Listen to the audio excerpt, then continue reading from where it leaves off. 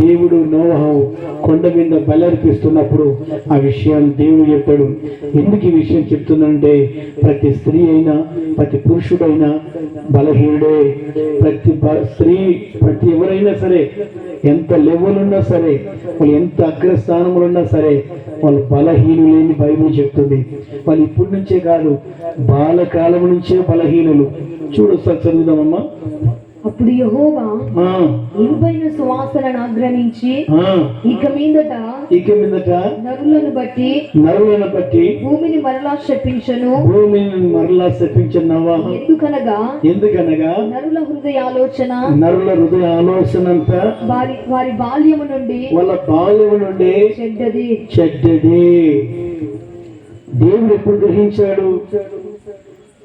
కోపంతో, అగ్రంతో, ఆవేశంతో, జలప్రేమలో మొత్తం జనాలను చంపేసిన తర్వాత ఆలోచించినప్పుడు, నిజంగా వీళ్ళు బాల్యకాలం నుంచి వాళ్ళ హృదయ తలంపులన్నీ బలహీనమైనవి కదా. ఒకవేళ నేను ఏమైనా బలపరిస్తేనే కదా, నేను ఏమైనా వాళ్ళకి ఆకర్షిస్తేనే కదా, నేను ఏమైనా బలమిస్తేనే కదా. నిజంగా నవ్వా, మానవుల జీవితము బాల్యకాలం నుంచి బలహీనమైనది కనుక నేను ఎప్పుడు కూడా చెప్పించను, బిడ్డ నువ్వు నా మాట విన్నావు, నా కోపం తెప్పించలేదు, నీ ద్వారా నాకు సంతోషం కలిగింది, కానీ నీ పిల్లల్ని అట్లా చెయ్యను, ఎన్నడూ కూడా ఈ భూమి మీదకి రానివ్వడం. జలరాశులు నరుల బాల్యకాలం నుంచి హృదయ తలంపులన్నీ బలహీనమైనటివని గ్రహించి దేవుడు అప్పుడు ఒక నిబంధన చేశాడు నోవాకి. ఎప్పుడు కూడా జలరాశులు రావని, నీ పిల్లలను, నీ కుటుంబాన్ని నాశనం చేయదని నేను ప్రమాణం చేస్తున్నాను, నీకు మాటిస్తున్నాను. దయచేసి నోవాహు ఎప్పుడు కూడా నేను గద్దించను, నీ పిల్లల్ని పొరపాటున కూడా నీ హాని చేయను అని దేవుడు నోవా నీతిని బట్టి, నోవా పరిశుద్ధతను బట్టి, నోవా క్రమాన్ని బట్టి, అతనున్న నీతి నిజాతిని బట్టి దేవుడు భూమి మీదకి నిబంధన చేశాడు. ఇప్పుడు నోవా కుటుంబం మనం యెషయా గ్రంథం 54వ అధ్యాయంలో బైబిల్ ఉన్నవాళ్ళు ఆ 9వ వచనం చదువుదాం. అక్కడ యెషయా ప్రవక్తకి నోవాకి ఏం చెప్పాడో దేవుడు ఆ సాక్ష్యాన్ని యెషయా ప్రవక్త చెప్తున్నాడు. చదువుదామమ్మా. యెషయా గ్రంథం 54వ అధ్యాయం 9వ వచనం. నోవా కాలంలో జలప్రళయం గూర్చి నేను చేసినట్లుగా చేస్తాను. జలములు భూమి మీదకి పొర్లుచు రావని, జలములు భూమి మీదకి పొర్లుచు రావు.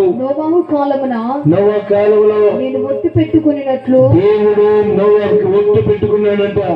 నీ పిల్లల్ని బతికిస్తున్నాను భూమి మీద, ఇదిగో నీ పిల్లల మీదకి నెలలు కూడా జలరాశులు రానివ్వని నీకు ఒట్టు పెట్టుకుంటున్నాను.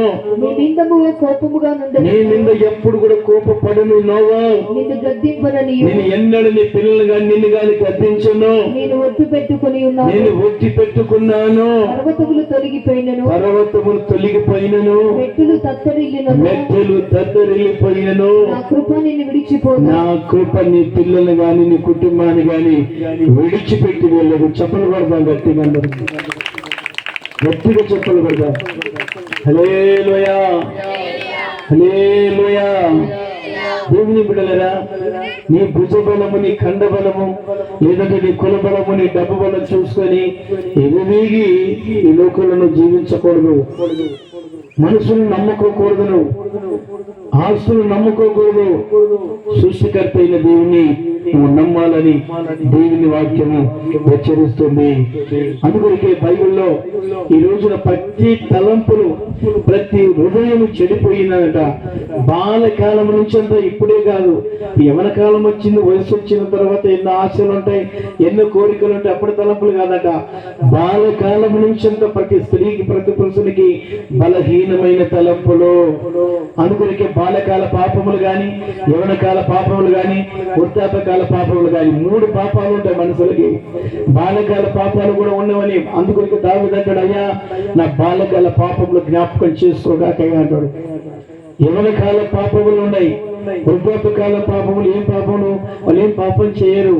ముసలన్న ముచ్చట్లు మాట్లాడుతారు కూర్చొని, ఆయన ఇట్లా వీళ్ళిట్లా వాళ్ళిట్లా వీళ్ళిట్లని ముసలన్న ముచ్చట్లు కొండెలు. ఇవన్నీ వృద్ధాప్యకాలంలో చేసిన పాపాలు.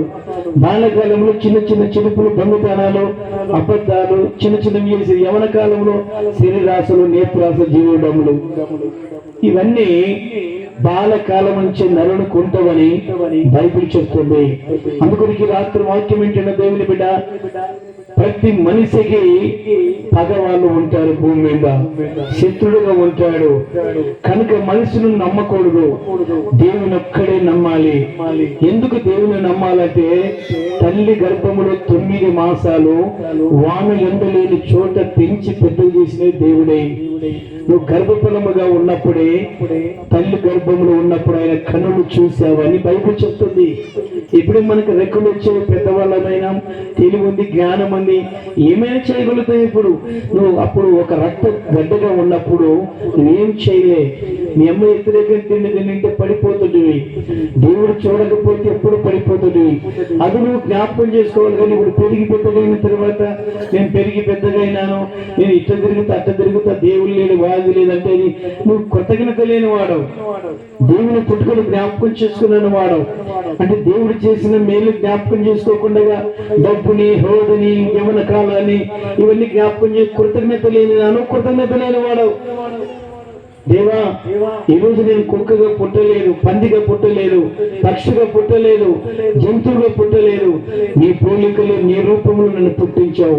ఒక స్త్రీగా నన్ను పుట్టించావు, ఒక పురుషునిగా పుట్టించావు. అది నీ కృప. నీ కృప లేకపోతే ఈ భూమి మీద నేను పుట్టలేని వాడిని. కానీ నీ కృపలోనే పుట్టాను అనేది గ్రహించాలను.